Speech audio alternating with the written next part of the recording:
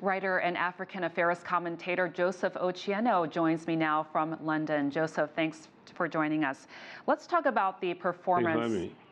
Let's talk about the performance of the ANC. It is the worst since they came into power 25 years ago. What message do you think voters are sending about this party and this president?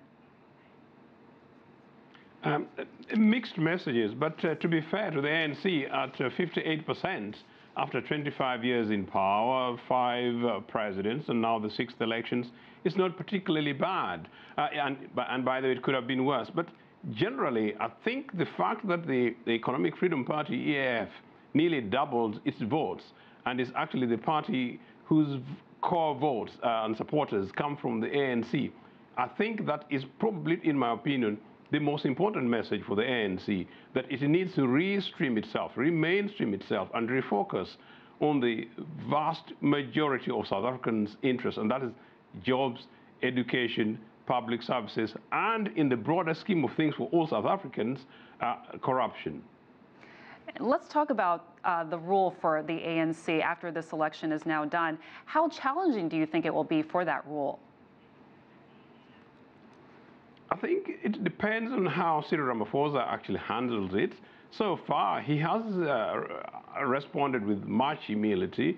I think if he's able to settle the internal issues within the African National Congress, the wing that probably almost certainly continues to have allegiance to the former president, and present himself, if you like, as the genuine unifying factor, and to cleanse himself a bit as the man of, from the impression that he actually gave as the man of business, to basically the old Ramaphosa that South Africans actually genuinely know, on the basis of his message today.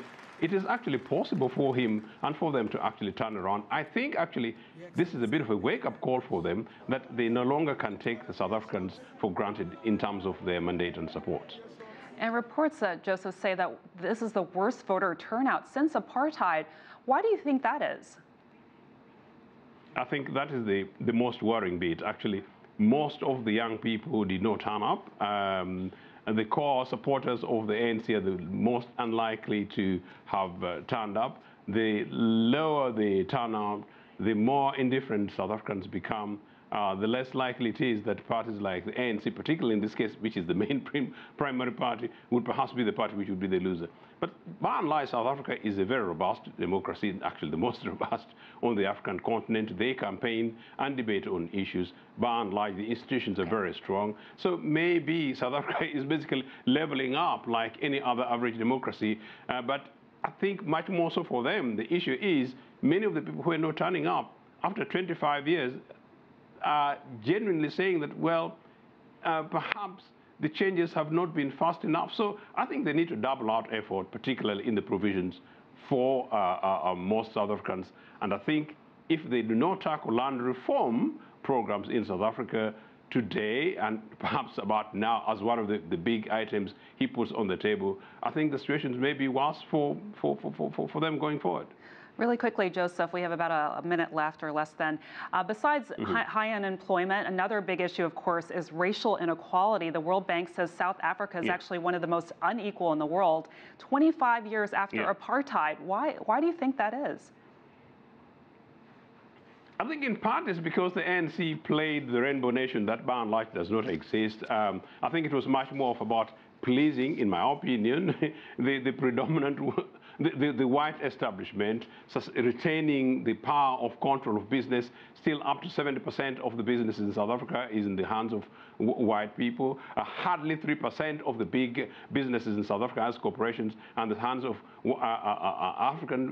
the vast majority of African people. The inequality continues. I think the ANC thought maybe that the core of established white South Africa might actually, drop little bits of them, and then over a period of 25 years, maybe equality would come. It hasn't come. It has to be structural. It has to be faced much more directly. And I think if they don't play it tough, the Economic Freedom Party guys will simply say no. They'll come up with a different kind of set of programs, and perhaps the situation going forward may be very different politically for them. Joseph Ochieno, writer and commentator on African affairs, thanks for your perspective.